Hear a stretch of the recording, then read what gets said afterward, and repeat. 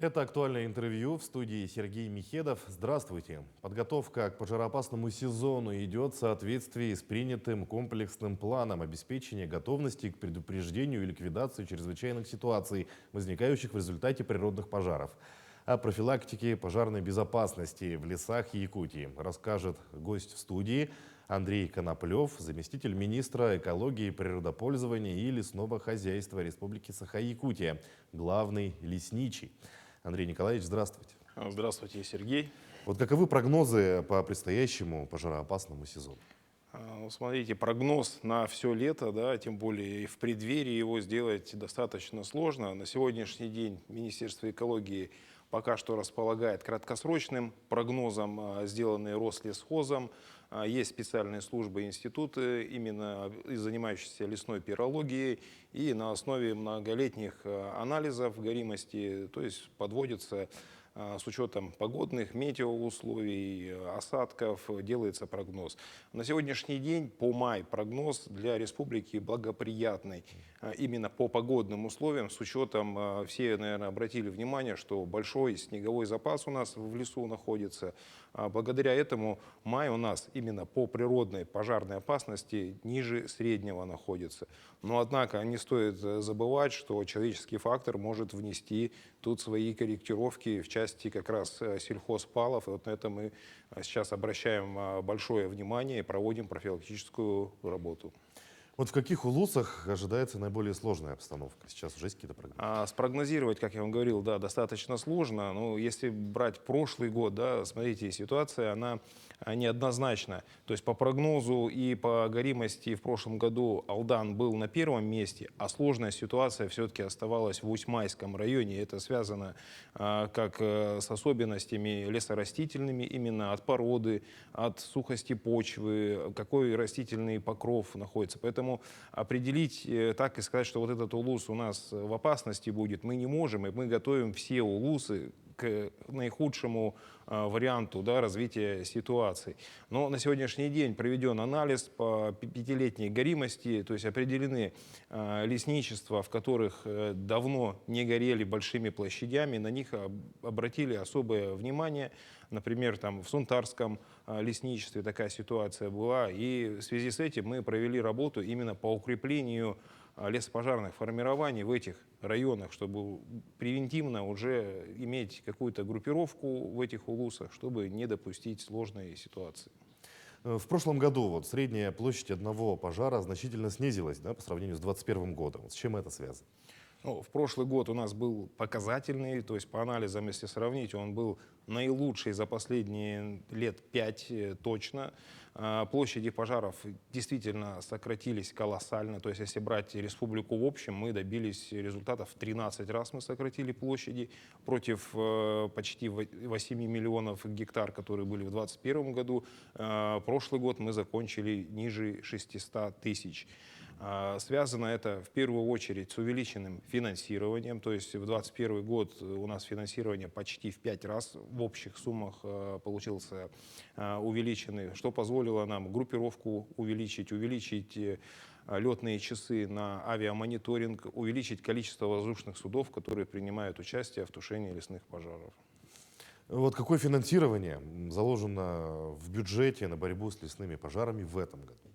К сожалению, как говорится, времена сложные, экономику тоже все просматривают, все понимают, что ситуация в России неоднозначная, и, соответственно, наверное, есть на сегодняшний день более первозначные задачи.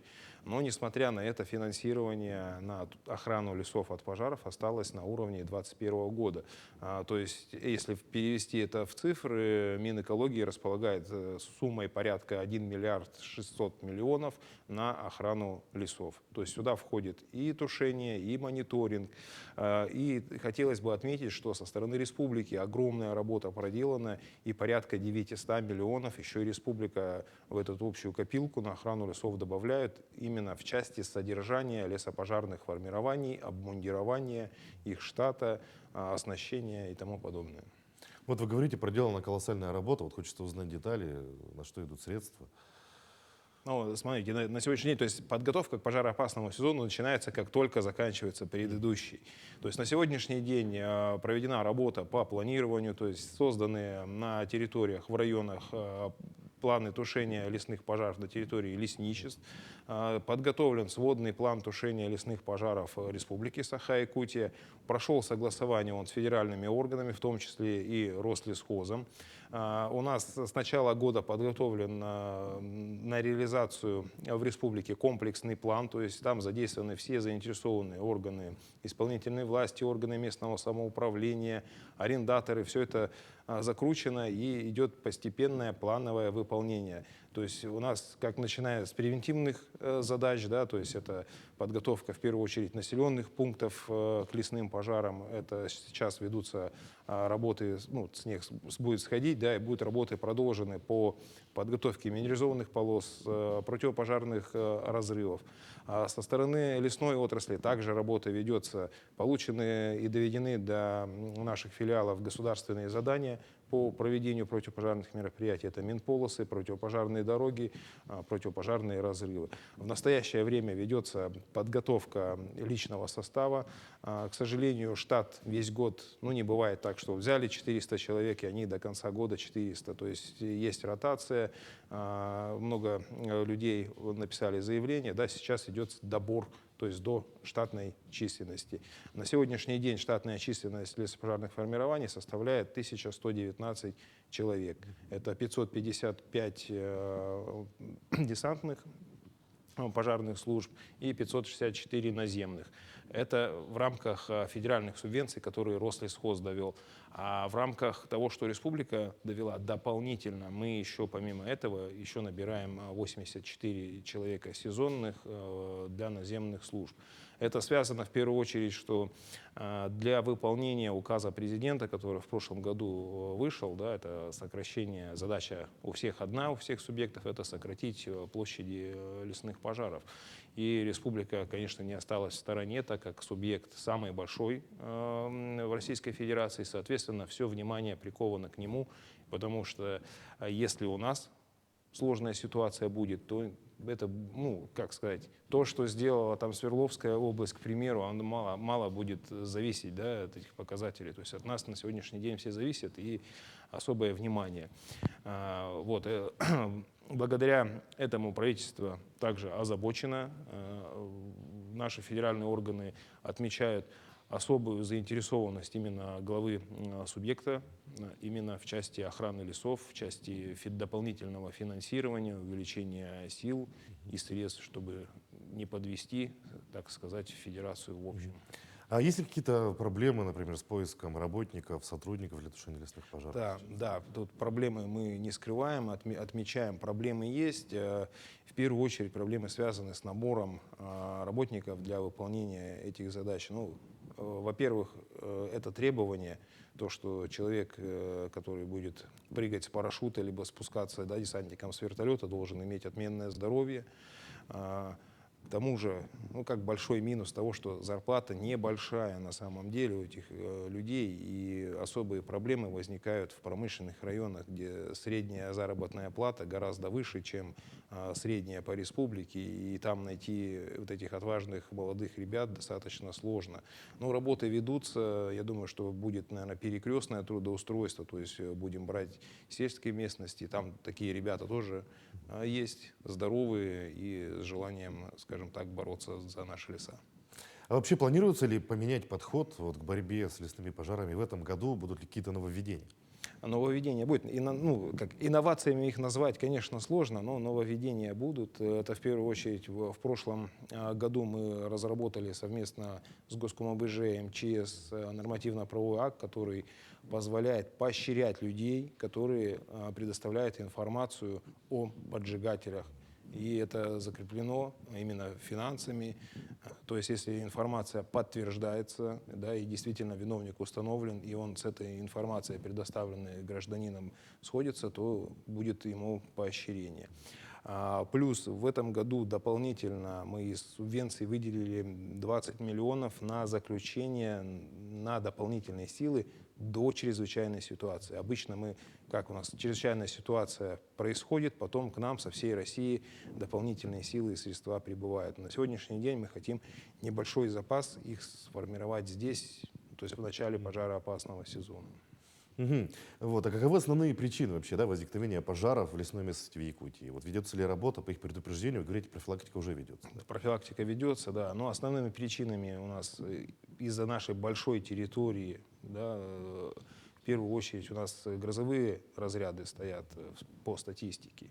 Ну и, конечно, очень много случаев от граждан, то есть местного населения, и в первую очередь это связано все с сельхозпалами. Я вот хотел бы тоже обратиться к телезрителям, пользуясь случаем.